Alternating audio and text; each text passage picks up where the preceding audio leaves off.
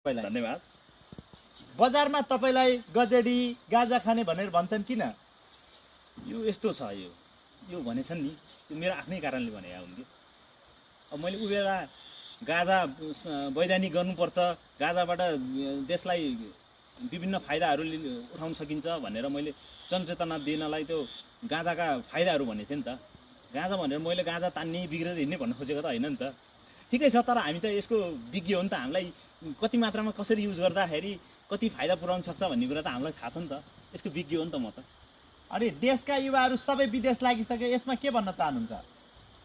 अब यस्तो छ, प्रचण्डको सरकार पनि देखियो, केपीको सरकार पनि देखियो, शेरेको सरकार पनि देखियो।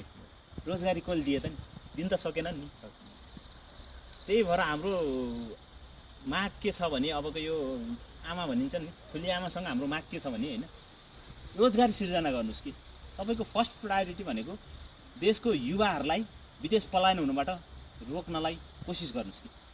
त्यति भन्नु। अनि तपाईलाई त बढी बोल्यो भन्दै जेल कोच्ने बानी छ नि आजकल।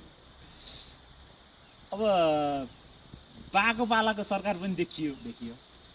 त्यो बेला त यदि साह्रो त हुन्थेन। अहिले आमाको पालोमा सरकार पनि देखियो, अहिले त बोल्नै नहुने।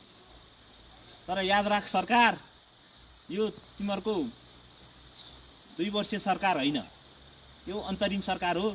जसरी जेनजीले पुरानो सरकार फालेको थिए, यो सरकार पनि फाल्नेछन्। अनि तपाईँ